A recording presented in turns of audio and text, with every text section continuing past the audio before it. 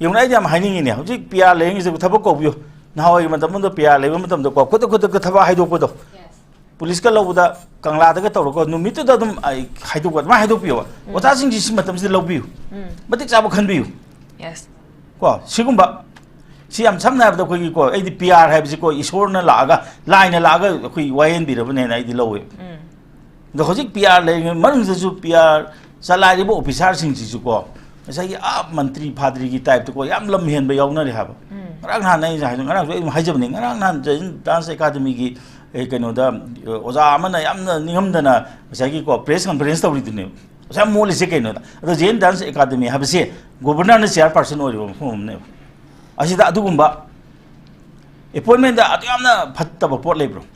sports ꯍꯥꯏꯕꯁꯤ ꯈꯨꯗꯛꯇ ꯂꯝꯖꯦꯟ ꯇꯥꯟꯅꯔꯒ ꯐꯥꯁ ꯇꯥꯕꯅꯤ ꯑꯗꯨꯅꯅꯦ ꯍꯧꯖꯤꯛꯇꯤ ꯑꯦꯅꯤ ꯑꯦꯛꯖꯥꯃꯤꯅꯦꯁꯟꯁꯦ ꯑꯣꯄꯟ ꯑꯦꯛꯖꯥꯃꯤꯅꯦꯁꯟ ꯇꯧꯔꯒꯅꯦ ꯈꯨꯗꯛꯇ ꯑꯩꯗꯤ ꯍꯥꯏꯗꯣꯛꯍꯟꯅꯤꯡꯉꯦ ꯖꯒꯣꯏꯗ ꯑꯣꯏꯔꯁꯨ ꯖꯒꯣꯏ ꯁꯥꯔꯒ ꯑꯍꯩꯕꯗꯨ ꯑꯗꯨꯝ ꯈꯟꯕꯤꯌꯨ ꯂꯥꯏꯔꯤꯛꯇꯨꯁꯨ ꯈꯨꯗꯛꯇ ꯑꯗꯨꯅꯗꯤ ꯀꯩꯗꯧꯔꯦ ꯃꯅꯤꯄꯨꯔꯗ ꯀꯩꯅꯣ ꯄꯔꯤꯈꯥ ꯄꯥꯁ ꯇꯧꯒꯦ ꯍꯥꯏꯇꯥꯔꯗꯤ ꯄꯔꯤꯈꯥ ꯀꯩꯝ ꯌꯦꯡꯉꯝꯒꯅꯨ ꯆꯦꯗꯣ ꯍꯥꯡꯅ ꯊꯝꯃꯝꯃꯨ ꯍꯥꯏꯕꯒꯤ ꯆꯠꯅꯕꯤ ꯑꯃ ꯊꯣꯛꯂꯛꯑꯦꯕ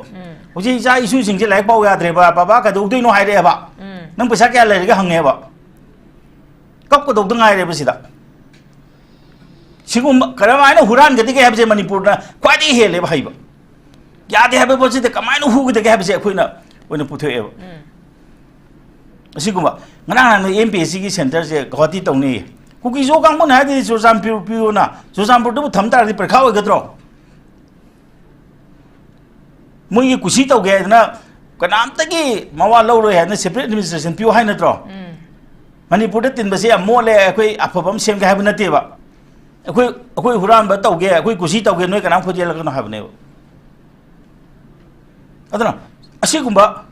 पोसिदे येंगबा मतमदा आइदि को si popular government guys de ai ko ai di chahi manga pr tham yam phani khale madu marak to da semhong ga kai ri no ha maram di kai no da akhoi jing thau kam da lebak ni ning thau ki san bi da akhoi de la re tu ga ta sek na democracy ka ha bi ko western country de ko revolution tor ga thawai ma am kal ga praja gi keno se shakti ji parak pane ba praja gi pangal ji phamune ba akhoi de mingon pe tho mo ni na lem na piram po chin masing mam je khoi khang de लेम पिरम पोची की ममन से democracy से करीनो हाब जे कोई खंगदे मदु तमनन ब पोचु लेते कोदा democracy से सिनी को याम लुबनी को डेमोक्रेसी से लेबाक से की मपु जे प्रजा न ओइदेनी को मपु हाबदि मंगन ब होने दे को कंखत कदबनी को हाजे मपु ने हारनी को गो मेगे लेम पोति लो युम दो होनजले आइना साबा युम मीना को इंजीनियर न साबा ठिकादार न साबा युम को मसागी मयुम ददी को बोम थादर जु थुवाइरो कायु यारो मोने सारबा गो मेंगी पोति नोंगालगा किंधरे थोंग ती लंबेन कायरे है ngaptani aidi haininge ko engineer na retire to matamda natragana officer asung na retire to munda mai gi yum duna government na loksal lo adu mana sarama mai matamda sarama quarter ma piyo ya bri yengse aduna sigumba gi matam ma lae aduna aikhoi je ta sengna hai targadi manipur haibisi loirabani se ken ta hainingde amasu hainingde adu ngasa akhoi ge chanupi na haibado पैसा Changan की चाहिए Changan सी ने मुझ पैसा क्या हम तिंग बंगम की येंगे ने बहुत ही था तो कुम सी पैसा हम तिंग नहीं करती तिंगन से बा बहुत से हम तो इंटू टोक से बा सही मंगा से तो को सही बहुत टोक से ने पैसा पनाना पैसा था तो दिनों ती येंग से नत्रा पैसा क्या मुझ दे सही मंगा से नंगे बा पैसा कुछ से को नंगदन बा सही बहुत जो उनको जी पैसा जो को असुग हम तिंग दे यार हर सी कना लेप को तो मी कना थोल के हम ती येंग से पैसा हम तिंग नहीं करती अदुग ने था दब दी था दब थादबना अफब मी खलगा थादनिंगम द थादसेब तिंगिंग बदि तिंगजेनु ए लेकाय गो न तोरगो लंबिन सेमदो लोरे केनो स्कूल सादोगो लोरे केनो ngang yungo jabi mola question na phajaba hangne isingi matang da puki manga taru siem nei water body ro dubo karamba kamaina tawduna tawrami ba kan budget no kamai tawduna plan no ba manipur gi water body sengwan na bagi damangta asi kan thoklei ko mana question tawruba adagi madude thalopse puki manga taru kak sem gi thoklei ba akhoi gi pat mayam kai sakrage ba loklak pat semgat pagi lamphel pat semgat pagi natra jaga da le pat mayam je sinatra ba water body je puki ama ni du water body rane yungi tenki gu mane dudi adu yauram de haba kadu yaudri no ba asi ong ne ising phangde na lai ising je tari mi hawji tari ising je kai sakrage ba loktak ta da loi chalamani लोकता का ताबदी के आ यौरनी लोकता के इसिंगसिना कदरदि मा थाव मई सुंब खक्तनि मोय थावा यावरिसि अतेमते लेते लोकता प्रोटेक्शन एक तो यावरिसि अदुने अदुना जे मदि एक तो लाले एक तो सेमदोकदबने हारजे अदुगा हजिक तसेंगना तारेबा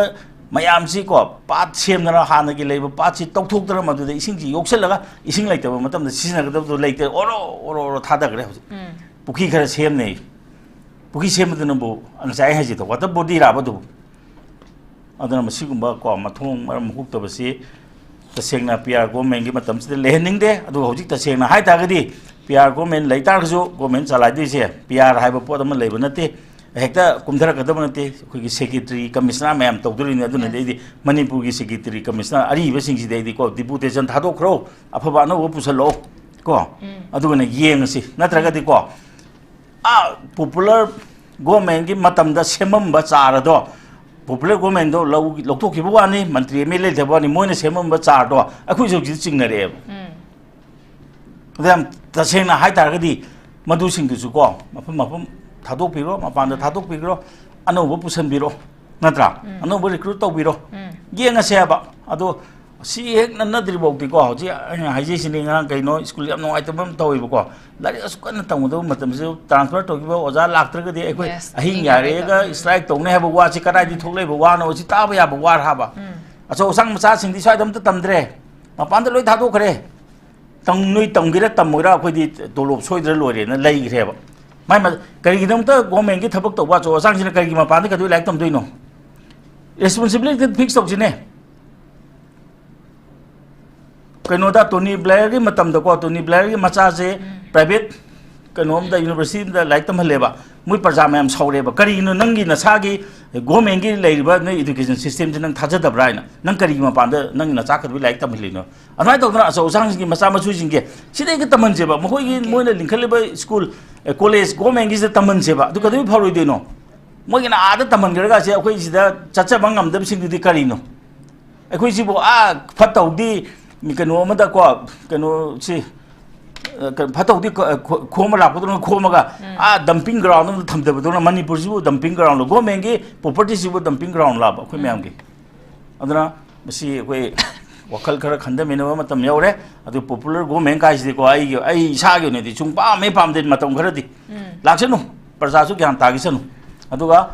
गवर्नमेंट अदु सिनि को हाइबजे पीआर की मतम दा अखोइ खंगौसि होजे आइना हाइसिने बाजार दा तौरीबा कैथेन हेंजलमीबा को लंबेन गवर्नमेंट की लंबी साजल्लगा तौरमीबा को गवर्नमेंट की लमद को एक कनोसी को स्ट्रक्चर अचौब साजनबसी कनानो है अखोइ खंदो मथौ तारेबा ओके ओजा तोम चादगी दम क्लाक्चर गी ओजा अखोगी पॉपुलर गवर्नमेंट से दुम डिमांड तौरगा से लाबनी दुबु सेम बंगमदना लेखरा मतुंग द अंडर 6 मंथ समू प्रेसिडेंस रूल से सांगथर अखपगी पोस्ट से अखोगी लोकसभा मदि राज्यसभा अनिमक्ता अखोगी अयाब पीरा कानो कोई प्रेसिडेंस रूल से सांगदबगी पोस्ट लेरबनी दुबु फॉर्मर चीफ मिनिस्टर ना मोंगरांग अखोगी मार्जिंग एक्सपो 2025 की हौदोपगी थरम द अखोइना फोंदोकिबा स्पीच द अखोगी पॉपुलर गवर्नमेंट हाने लेरम गवर्नमेंट समू रेस्टोर तौरिंग अपाम फोंदोखिबा हाबतारे मसिदा लाइब क्वेश्चन दी अखोगी बीजेपी ना अखोगी सेंटर दसु लेरिबनी मखोगी सु मैजिक नंबर सु लेरिबनी पॉपुलर गवर्नमेंट सेम हाबसी मखोगी लेरिबा एमएलए सिंगदुना अखोगी यूनिटी ओरबा अदुगा मखोइना लीडर सीएम ओरगे हाबगी क्लेम से गवर्नर द चेपिशन तारगदि पॉपुलर गवर्नमेंट से अदुमक नोमद सेम याबगी पोट अमखक्सु ओरिबनी अदुबु हौजे फावद सेम ngамदबा अदुगा फॉर्मर चीफ मिनिस्टर ओइरंबा अमना हौजिक पॉपुलर गवर्नमेंट अमा रेस्टोर तौनिबगी अपाम फोंदोकिबा स्वामी तांगसा ओजागे ओबा ओपिनियन द कमाइ थमिनिंगी मसी मतंगसी कोइनदि फामना साबन नतना कोइ दुदिगना पा कोइना पंपी पीबा यारोय ओपिनियन मसादा हंगगा मसाना पीबो ओपिनियन दने हेन चुमगनी अदुबो अखोइना खंगदबा अदि अखोइगी सागे को ओपिनियन दति तसेंना हजिकी लेरिबा मणिपुर फिबम सिदा सागे को अखोइगी को पीआरसी लाखिबनी अदुगा हजिक मखा ताना थमदबगी थमबगी मथोक ताई हैदना सुंगरांग हांदा सांगदोखिबनी सांगदोपसी एनडीए गवर्नमेंटना सागे को अखोइ पार्लियामेंट पुथोगा सागे मै सांगदोपगी अयाबा लौगिबनी मसिमक अखोइगी मणिपुर की हानि फॉर्मर चीफ मिनिस्टर ना अखोइगी रेस्टोरेशन ऑफ गवर्नमेंट सी मथोक ताई मसी पामेन हाइबजी तसेन हाइतागदि अखोइ पार्टी की हाई कमांड सिंग दा मोइना ꯄꯥꯎꯁꯤ ꯄꯤꯔꯝꯒꯗ꯭ꯔꯥ ꯍꯥꯏꯅ ꯈꯜꯂꯦ ꯑꯩ ꯑꯗꯨꯒ ꯃꯁꯤ ꯃꯣꯏꯅ ꯑꯩꯈꯣꯏꯒꯤ ꯄꯕ꯭ꯂꯤꯛꯀꯤ ꯐꯣꯔꯝꯗ ꯍꯦꯛ ꯍꯥꯏꯔꯤꯕꯁꯤ ꯃꯣꯏꯒꯤ ꯄꯥꯔꯇꯤꯒꯤ ꯑꯌꯥꯕ ꯌꯥꯎꯕ꯭ꯔꯥ ꯌꯥꯎꯗꯕ꯭ꯔꯥ ꯍꯥꯏꯕꯗꯨꯃꯗꯤ ꯑꯩ ꯈꯪꯕ ꯉꯝꯖꯗ꯭ꯔꯦ ꯑꯗꯨꯒ ꯇꯧꯕꯇꯕꯨ ꯍꯧꯖꯤꯛꯀꯤ ꯐꯤꯕꯝꯁꯤꯗꯗꯤ ꯍꯧꯖꯤꯛ ꯄꯤ ꯑꯥꯔ ꯒꯣꯔꯃꯦꯟꯁꯤ ꯌꯥꯝꯅ ꯐꯩꯌꯦꯅ ꯂꯧꯏ ꯑꯗꯨꯒ ꯍꯧꯖꯤꯛ ꯑꯩꯈꯣꯏꯅ ꯈꯤꯇꯪ ꯄꯦꯟꯗꯕꯕꯨ ꯀꯩꯅꯣꯗ ꯃꯣꯏꯅ ꯅꯣꯔꯃꯦꯜꯁꯤ ꯔꯦꯁꯇꯣꯔ ꯇꯧꯅꯕ ꯍꯣꯠꯅꯕ ꯈꯣꯡꯊꯥꯡꯗ ꯌꯥꯝ ꯇꯞꯃꯟꯈ꯭ꯔꯦ ꯍꯥꯏꯕꯁꯤꯃꯗꯤ ꯑꯩꯒꯤꯁꯨ ꯑꯣꯄꯤꯅꯤꯌꯟ ꯃꯔꯝꯗꯤ ꯀꯩꯒꯤꯅꯣ ꯍꯥꯏꯕꯗ ꯉꯁꯥꯏꯒꯤ ꯑꯩꯈꯣꯏꯒꯤ ꯂꯝꯕꯦꯟ ꯐꯥꯎꯅꯍꯟꯗ꯭ꯔꯤꯕ ꯑꯗꯩ ꯍꯧꯖꯤꯛ ꯉꯁꯥꯏꯒꯤ ꯑꯩꯈꯣꯏꯒꯤ ꯐꯨꯊꯤꯜ ꯅꯥꯒꯥꯒꯤ ꯄ꯭ꯔꯣꯕ꯭ꯂꯦꯝ ꯑꯃ ꯊꯣꯛꯂꯛꯏꯕ ꯃꯁꯤ ꯃꯣꯏꯅ ꯌꯦꯡꯁꯤꯟꯅꯗꯕ ꯍꯧꯖꯤꯛ ꯀꯨꯀꯤꯒꯤ ꯀꯥꯡꯕꯨꯅꯁꯨ ꯃꯣꯏ ꯄꯨꯡ 28ꯒꯤ ꯑꯜꯇꯤꯃꯦꯇꯝ ꯑꯃ ꯊꯥꯈ꯭ꯔꯦ ꯃꯣꯏꯁꯦ ꯈꯠꯅꯍꯟꯗꯧꯔꯤꯕ꯭ꯔꯥ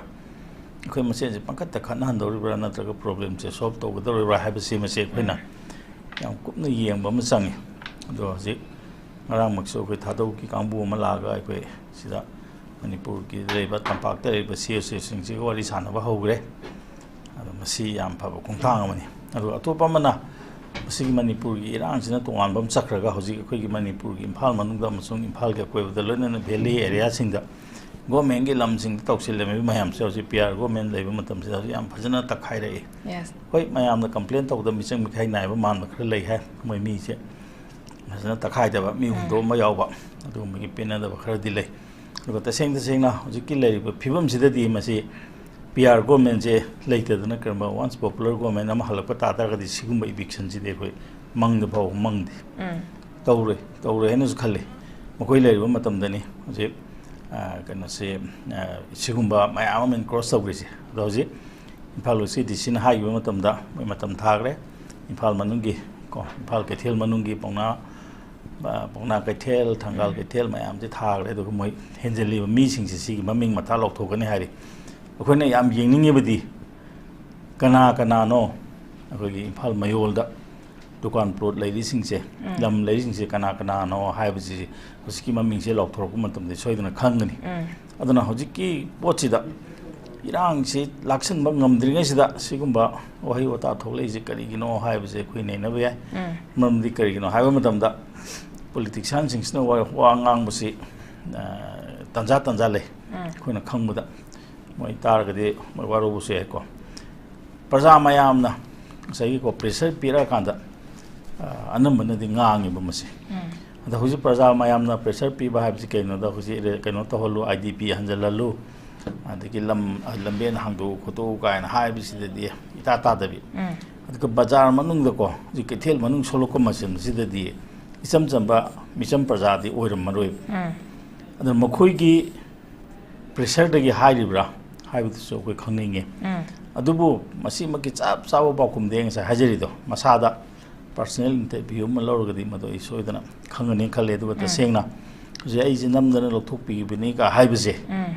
ꯃꯁꯤ ꯌꯧꯅ ꯊꯧꯅꯥ ꯂꯩꯔꯛꯏꯁꯤꯅꯗꯤ ꯃꯁꯤ ꯀꯔꯤꯅꯣ ꯀꯩꯗꯧꯕꯅꯣ ꯍꯥꯏꯗꯤ ꯉꯁꯥꯏꯒꯤ ꯑꯩꯈꯣꯏꯒꯤ ꯁꯦꯔ ꯐꯂꯥꯒꯤ ꯈꯟ ꯑꯣꯟꯕ ꯃꯇꯝꯗ ꯀꯔꯝꯕ ꯈꯟꯅ ꯍꯦꯜꯂꯕꯖꯥꯠꯅꯣ ꯍꯥꯏꯕꯗꯤ ꯀꯩꯅꯣꯗ ꯃꯣꯏꯗꯤ ꯄꯥꯔꯇꯤ ꯗꯤꯁꯤꯄ꯭ꯂꯤꯟꯒꯤ ꯃꯇꯨꯡ ꯏꯟꯅ ꯋꯥ ꯉꯥꯡꯅꯗꯦ ꯉꯔꯥꯡ ꯅꯍꯥꯟ ꯑꯩꯈꯣꯏꯒꯤ ꯁ꯭ꯄꯣꯛ ꯄꯔꯁꯟ ꯑꯃꯅ ꯋꯥ ꯉꯥꯡꯉꯨꯕ ꯃꯇꯝꯗ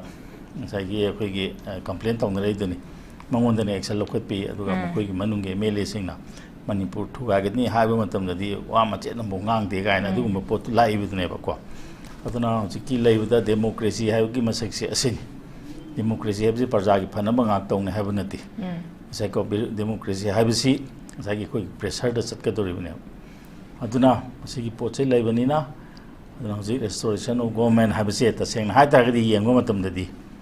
ꯃꯁꯤ ꯑꯩꯈꯣꯏꯒꯤ ꯂꯩꯔꯤꯕ ꯏꯔꯥꯡꯁꯦ ꯂꯥꯛꯁꯜꯂꯕ꯭ꯔꯥ ꯑꯗꯩ ꯉꯔꯥꯡꯁꯨ ꯑꯗꯨꯝ ꯍꯥꯏꯖꯕꯅꯤ ꯄꯥꯔꯂꯥꯃꯦꯟꯠꯇ ꯃꯃꯥꯡꯗ ꯊꯝꯈꯤꯕ ꯊꯥ 6ꯀꯤ ꯄ꯭ꯔꯁꯤꯗꯦꯟ ꯔꯨꯜꯁꯤꯗ ꯒꯣꯔꯃꯦꯟꯠꯅ ꯀꯔꯤ ꯇꯧꯈ꯭ꯔꯒꯦ ꯅꯣꯔꯃꯦꯜꯁꯤ ꯄꯨꯔꯛꯅꯕ ꯀꯩꯗꯧꯈ꯭ꯔꯦ IDPꯁꯤꯡ ꯍꯜꯍꯟꯅꯅꯕ ꯃꯣꯏꯁꯦ ꯑꯃꯨꯛ ꯍꯟꯅ ꯍꯥꯟꯅꯒꯤ ꯃꯐꯝꯗ ꯍꯜꯍꯟꯅꯅꯕ ꯀꯔꯤ ꯊꯕꯛ ꯄꯥꯏꯈꯠꯈ꯭ꯔꯦ ꯑꯗꯩ ꯄꯦꯔꯤꯐꯦꯔꯤꯗ ꯂꯩꯔꯤꯕ ꯂꯧ ꯎꯕ ꯌꯥꯗꯕ ꯀꯣ ꯂꯧꯁꯤꯡꯁꯤ ꯎꯕ ꯌꯥꯅꯅꯕ ꯀꯔꯤ ꯊꯧꯔꯥꯡ ꯂꯧꯈꯠꯈ꯭ꯔꯦ ꯍꯥꯏꯕꯒꯤ ꯀꯣꯏꯁꯟꯁꯤꯗꯤ ꯉꯁꯤꯐꯥꯎ ꯀꯅꯥꯝꯇꯅ ꯍꯪꯕ ꯇꯥꯗꯦ ꯑꯗꯨꯅ ꯇꯁꯦꯡꯅ ꯍꯥꯏꯇꯥꯔꯗꯤ ꯃꯁꯤꯒꯨꯝꯕꯁꯤ ꯍꯪꯉꯒ ꯃꯊꯟꯇ ꯊꯣꯛꯂꯛꯀꯗꯕ ꯄꯣꯠ ꯑꯃꯅꯦꯕ ꯒꯣꯔꯃꯦꯟꯠ ꯍꯥꯏꯕꯁꯤ ꯍꯧꯖꯤꯛ ꯃꯣꯏ ꯒꯣꯔꯃꯦꯟꯠ ꯁꯦꯝꯕ ꯌꯥꯅꯕ ꯃꯁꯤꯡ ꯂꯩꯔꯤꯕꯅꯤ ꯑꯗꯨꯅ ꯉꯁꯥꯏꯒꯤꯀꯣ ꯌꯥꯝ ꯁꯝꯅ ꯍꯥꯏꯔꯕꯗ ꯄꯣꯠ ꯑꯃ ꯑꯩꯈꯣꯏꯅ ꯃꯔꯨ ꯑꯃ ꯍꯨꯟꯕ ꯃꯇꯝꯗ ꯃꯇꯣꯟ ꯀꯔꯝ ꯀꯥꯟꯗ ꯊꯣꯛꯀꯗꯒꯦ ꯍꯥꯏꯕꯁꯦ ꯃꯊꯟꯇ ꯊꯣꯛꯂꯛꯀꯗꯕꯅꯤ ꯑꯩꯈꯣꯏꯅ ꯄꯥꯏꯔꯒ ꯆꯤꯡꯈꯠꯄ ꯌꯥꯕ ꯅꯠꯇꯦ ꯑꯗꯨꯃꯥꯏꯅ ꯇꯧꯗꯅ ꯒꯣꯔꯃꯦꯟꯠ ꯍꯥꯏꯕꯁꯤ ꯌꯥꯝ ꯄꯥꯝꯃꯒꯗꯤ ꯐꯪꯉꯣꯏ ꯀꯣ ꯔꯦꯁꯇꯣꯔꯦꯁꯟ ꯇꯧꯔꯣꯏ ख्वादी मरोबदी हजिकी लेरिबा रूल ऑफ लॉ से हंजलन बसिनेबा सिबो हंजंगगदी पीआर क्याम कुइन थंबा यादो अदुने आई हामनिगे राउंड दे एदुमाय थमजे ओके अमजन थमिग्रे खोगी प्रेसिडेंस रूल लेरिकान मनुंगदा खोगी मरोइना खोगी कॉन्फ्लिक्ट सिना क्राइसिस सिना सोखलबा आईडीपी सिंग अदुगा मसिना जैथेंग हक्थेंगना जैथेंग पिरबा सिंग सिगा खोगी करिंगसि फावदा करि तौखरगे हाबिसु हंगा बे क्वेश्चन अंक सुने खोगी आईडीपी सिंग से मखोय मखोगी मयुमदा खोय हंजलनबगी प्रोसेस से खोई यामना कना तौरी हाबिगी पोति दमक फोंदो का लेरिबनी मसे कदाय फावबा खोगी जंगसलबगी हाबिगी पोति जो हंगा बे क्वेश्चन अंक खसु लेरिबनी आई मथंग से ओजा श्याम चरण दलाक चगे ओजा खोगी चीफ फॉर्मर चीफ मिनिस्टर दा फोंदो पिकिबा स्टेटमेंट हाबे तारे खोगी सिचुएशन डिमांड तो किदुना खोगी माकी चीफ मिनिस्टर की फॉर्म से खोगी फोर्सफुली रिजाइन तो किबने हाबो वाफम खोसो फोंदो अदुगा हाइबा कॉन्फ्लिक्ट सी खोगी 2023 दai थोगलेबा कॉन्फ्लिक्ट सिदा खोगी प्रजा सिंगना पामगदबा वाना तारिबा सिंगसिदा खोगी प्रायोरिटी पेरा कान थबक से तौदे हाबेगी पोता खोई प्रजा सिंगना पामदबा दुखा ओइदोनी खोगी वारो बाहाइगद्रा खोगी मपिम पामा ओइ ममा पामा ओइ तारागदि मचा सिंगना वारो हाबसे मसाना ताबनी दुबु थबक तौबिरक्तबदुना मरम अरगाना वारो बदुनी लेइबसे दुबु हौजिकसु मतम लेइदि खोई तौगे हाइ तारागदि खोगी थोपिराकांदा पॉपुलर गवर्नमेंट से सेंबिराकांदा खोगी प्रजासिंगना पामिबसिना कइनो हाबिगी पोसे खोगी फजना खोगी इन टच लेनर गवरेशन नरकांदा खोगी तौर तारागनी मसिसो दुमक प्रजासिंगना थाजरक याबगी चांस अमखक्सु लेदोरिबनी मदुना तदना दुमक प्रेसिडेंस रूल से सांगदराकांदा ले तारागदी खोगी फ्रेश मैंडेट की पोट से मसिना हेना पामपगी पोट अंखक लापा कमाय थमिनी गोजा स्वामतांगदा से आइने समाजबदा प्रजा की पामद बाबजी तोंगांबा मी खरगे अपामन तोंगांबम अदुगा फ्रेश मैंडेट नत्रगा पॉपुलर गवर्नमेंट का एडमिनिस्ट्रेशन फजबग मरी लेनदे न आइखल मरमदि कनो मणिपुर की तने कोइ हारिसे मणिपुर ता ngasi बहुद पॉपुलर गवर्नमेंट की मखादा लाको मतम दा कोइ मणिपुर से करी ओरेगे माइके दा होइसे करी ओरेगे सिंगी दा हाइरो मई दा हाइरो लंबेन थोंग दा हाइरो अंगांग लाइक तंबीबगी दा हाइरो स्कूल की दा हाइरो करी ओरागे बहु नेशन मोन हिंगमी अखोई लेबाक से हजिक पुगेम हजिक अखोई मणिपुर लेरिबा फिबम को मणिपुर की असी येंगरगदी फै हैब पोच करी लेगे मसे पॉपुलर गवर्नमेंट की कइनो नत्रा खुदो नत्रा लौ सिंगुम देखता हाजे लौ सिंगुबा हजिक कइदोरे खोइगे मणिपुर से लौ सिंगुबा के कना हेन नमना तौबा स्टेट ने हारे कइनो करी फौ कमाइन तौरी चेंग हवाई कमाइन तौरी मपानी पुसलप हिंजांग नापी कमाइन तौरी गवर्नमेंट ने करी यंजिनबिरी मणिपुर दा थारिबा पोट मयाम से मतम चाना लीननबा अखोइदा कोल्ड स्टोरेज क्या साबी गवर्नमेंट हजि कनोमदा लेबा माले को हजि ना अखोइगे मणिपुर खिदम ले सिनबा याबा यादबा खंदे करी लेरिगे अखोइगे प्रजा सिंग थाजबा पोसे गवर्नमेंट ना लेसलगा मोय अतोपा दा सपोर्ट प्राइस दबो लेब्रा सिमको सि लेते खोइसे हॉर्टिकल्चर याम चौखत पाबा लेबांगनी कइदौरे फॉरेस्ट यामना मरा काइना लेबिनी हजि कइदौरे नुंगांग खुदिंग की ट्रक ता उ पुरे हाबि करिनो फारब्रा बा दुंगांग याम नुंगाइबम ले कक्सिंग दा लाइफम ममदा लाइकी लाइकोन अमदा उ यालम मे हदम मुनि पान फाय आदि पाखत प माले है कनो मरो न खंगों होंगैसे एस सीपीआर से कइनो लोइ फारक कदौरे ना लोई भारत का दोरे ना अखोई कनो तौदोरे ना हाइबा माले बाजार संग थुआइबा ngam kana लेगे हजिक मयाम की लंबेन ओरिबा मयाम म खोपचल लगा सारम बजि करिनो अजि पॉपुलर गवर्नमेंट मतम द नप्रो अखोई दि को पॉपुलर गवर्नमेंट पुंगतो टोपिरो सिने को पियार थंगेरा कम्युनिस्ट कंट्री मो ओंथो असिरा कोइ पामे अदुना करि कानरिगे सही मंगा मंगा निंथौ खनबजि करि कानगे सही मंगा के निंथौ खनबनिना सही मंगा दुदा अखोई फुरकाउ द तोंगौरे लोरे हाबि पोत नम लेरे हजि इम्फाल म्युनिसिपालिटी की फिबम कइनो इम्फाल म्युनिसिपालिटी की लेजरम्बा मरन मथुम मयाम कराय चखरगे हजि लोइनम प्लॉट पिथोक्तना करायदिगी लाइबा अखोई इम्फाल म्युनिसिपालिटी की कनसि फंसिबो अदि एजुकेशन सेक्टर दाइरो प्राइवेट गवर्नमेंट एजुकेशन से कराय दे चखरगे हाब ओजा मयाम खली तोलो मयाम चाय ओ छात्र सिंगना ओजा ट्रांसफर तौगिबदो यौबिरो हाइदना अहिंग यारेक्तने स्ट्राइक तौने हाइने सिगुम लेबाक ने कइनो बसी पीआर की मतम सिदा को नै खाइगदबने मोसे हौजी होंगारां केनो हाइ को उ की मतंग दे हाइनिंगेबा फॉरेस्ट सेक्टर लेबसे दंदीदी ले याम याम दंदी नेबा ꯗꯟꯗꯤꯁꯤ ꯂꯨꯝꯍꯟꯕꯤꯌꯣ ꯃꯅꯤꯄꯨꯔꯒꯤ ꯄꯤꯌꯥꯔꯅ ꯃꯁꯤ ꯑꯩꯗꯤꯀꯣ ꯑꯣꯔꯗꯤꯅꯥꯟꯁ ꯑꯃ ꯆꯂꯥꯏꯔꯒꯀꯣ ꯁꯨꯃꯥꯏꯅ ꯎꯒꯤ ꯃꯇꯥꯡꯗ ꯆꯦꯟꯅꯕꯁꯤꯡꯁꯤꯗꯤ ꯆꯍꯤ 5 ꯐꯥꯗꯣꯛ ꯇꯥꯒꯗꯣꯏꯅꯤ ꯅꯟ ꯕꯦꯂꯦꯕꯜ ꯑꯣꯐꯦꯟꯁ ꯑꯣꯏꯒꯗꯕꯅꯤ ꯍꯥꯏꯅ ꯃꯁꯤ ꯀꯜꯍꯟꯕ ꯑꯃ ꯆꯪꯉꯦ ꯍꯥꯏꯕ ꯑꯗꯩ ꯑꯃꯨꯛ ꯑꯩꯈꯣꯏꯒꯤ ꯐꯨꯗ ꯇꯦꯁꯇꯤꯡꯁꯤ ꯀꯩꯗꯧꯈ꯭ꯔꯦꯕ ꯃꯇꯝ ꯑꯃꯗ ꯃ꯭ꯌꯨꯅꯤꯁꯤꯄꯥꯂꯤꯇꯤꯗ ꯉꯁꯥꯏꯒꯤꯀꯣ ꯑꯩꯈꯣꯏꯒꯤ ꯆꯤꯟꯖꯥꯛꯀꯤ ꯃꯇꯥꯡꯗꯀꯣ ꯃꯣꯏ ꯑꯣꯐꯤꯁꯥꯔ ꯑꯃ ꯂꯩꯔꯝꯃꯤ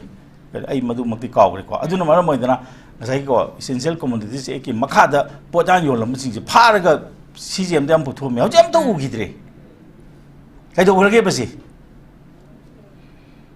ꯐꯨꯗ ꯏꯟꯁꯄꯦꯛꯇꯔ म्यूनिसिपालिटी क्या लेगे म्यूनिसिपालिटी लोन हापकदौ नत्रो अनी अहुम हापकदौ नत्रो म्यूनिसिपालिटी टैक्स अखोय कादिब्राब कनाने यंगजलिगे मणिपुरदि डेमोक्रेसी है कहीं को गवर्नमेंट की पोचे हुरालग यूम पुसनब यानब थंब सिस्टम चप माने को कहो हुराबू ओखलेदाने हुराबू हुराबना कहो तौर कनाना कहो विचार तौगदे है अदुगी फिबम लाए हौजिक अदुना हौजिक यौनाय याम हाइनिंगिने हौजिक पिया लेंगिसे थबक कौबियो नहावई मतमदो पिया लेब मतमदो को खुद खुद थबा हाइदोपदो पुलिस का लौबदा कंगलादगा तौरको नुमितुदा दुम हाइदोक मा हाइदोपियो ओतासिंग जिसि मतमसे लौबियो मतिक चाबो खनबियो यस को सिगुम्बा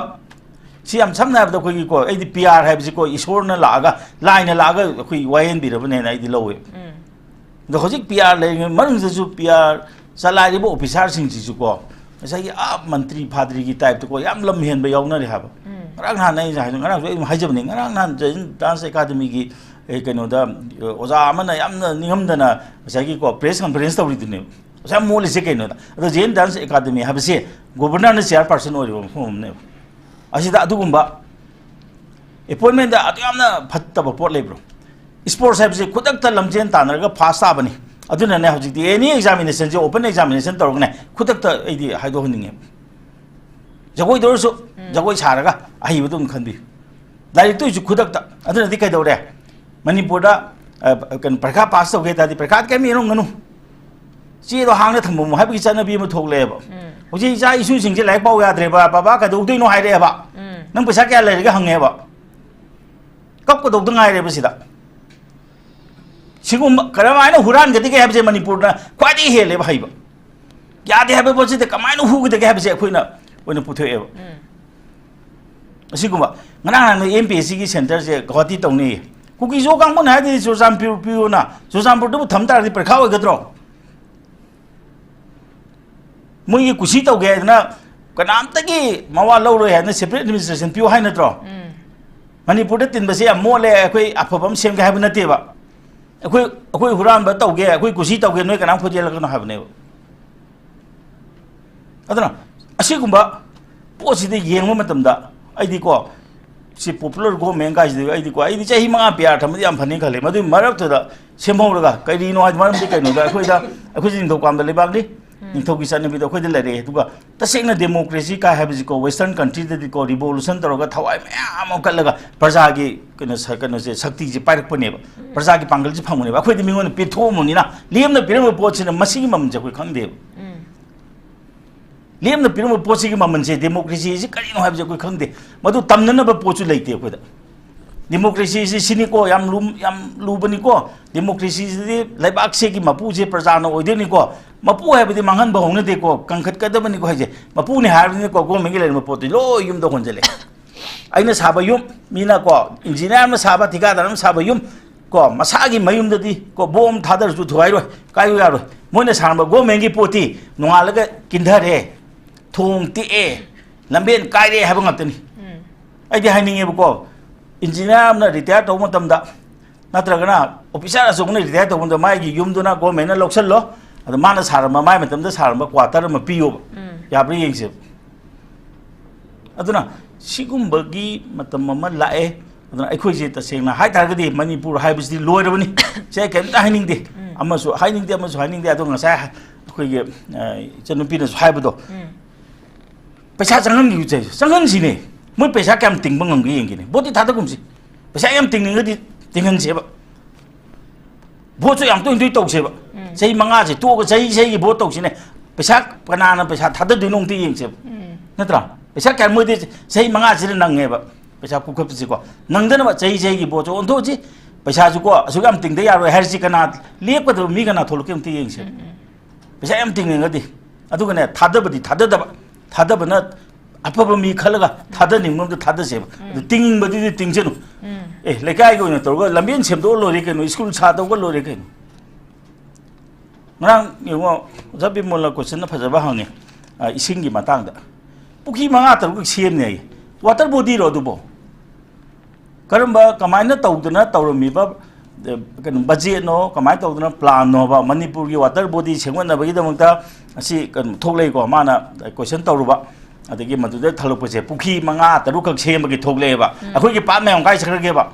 loktak pat semgat pagi lampel pat semgat pagi natra jaga jaga da le pat mayam je sinatra ba water body je puki ama ni du water body ra ne yungi tenki gu mane dudi adu yauram de haba kadu yaudri no ba asi yungne ising phangdena lai ising je tari mi hauji tari ising je kai sakra ge ba loktak ta da loi chalamani loktak ka tabdi ke na a yaurani loktak ke ising sina ka do ma thau mai sungba khakte ni moi thawa yauri je atem te leite loktak protection ek te yauri je du ne du na je madi ek to lali ek to semdo ko dabne har je aduga hauji tasengna tarei ba mayam si ko pat semna hana gi leiba pat si tokthok dara madu de ising ji yokselaga ising leite ba matam de sisina ga do leite oro thada gre hauji puki khara sem nei puki sem de no bo angsai ha ji to water body ra ba du adana masigumba ko mathong maram hukta basi tasengna PR government gi matam se lehening de adu hojik tasengna hai ta gadi PR government leitar ju government chalai di se PR hai ba pot am leiba nate hekta kumthara kadam nate khoi gi secretary commissioner mayam tawduri ne aduna de manipur gi secretary commissioner ari ba sing ji de ko deputation thado khro afaba no pusalo ko adu ne yeng si natra gadi ko a popular government gi matam da semam ba chara do popular government do loktok ki bwani mantri MLA de bwani moina semam ba char do akhui jog ji chingnare dam tasena hai tar gadi madu sing du ko mapam thadok piro mapan da thadok piro ano bo pusan biro natra ano bo recruit to biro genga se ba ado si hek na dri bok ti ko ji hai ji sin ngang kai no school yam no ai tabam to wi ko dari asuk na tang do matam se transfer to ki bo oja lak tra gadi ekoi ahin yare ga strike to ne ha bo wa chi kadai di thoklei bo wa no chi ta ba ya bo wa ha ba aso sang macha sing di sai dam ta tamdre mapan da loi thadok khare tang noi tang gira tam moira khoi di dolop soi dra lore na lei gre ba mai ma kai gi dam ta government gi thabak to wa cho sang sin kai gi mapan da ka du lak tam doi no responsibility fix to jine kano da Tony Blair gi matam da ko Tony Blair gi macha se private kano da university da like tam haleba mui parja mayam saure ba kari no nangi na sa gi government gi leiba na education system jin nang thaja da braina nang kari ma pan da nang na cha ka bi like tam halino anai to na so sang gi macha ma chu jing ge sidai gi taman je ba mo gi mo na linkhale ba school college government gi da taman je ba du ka du phoroi de no mo gi na a da taman ga se akhoi sida chacha bangam da sing di kari no akhoi si bo a phatau di mi kano amada ko kano si phatau di khoma la ko khoma ga a dumping ground no tham da do na manipur ji dumping ground lo go mengi property ji dumping ground la ba khoi myam gi adana masi koi wakal khara khanda mena matam yaure adu popular go meng kai ji ko ai sa gi ne di chung pa me pam den matam khara di laksanu parja su gyan ta gi sanu aduga go meng ne do sini ko ha bi PR gi matam da khoi khangong ji hoje ai na hai ji ne bazar da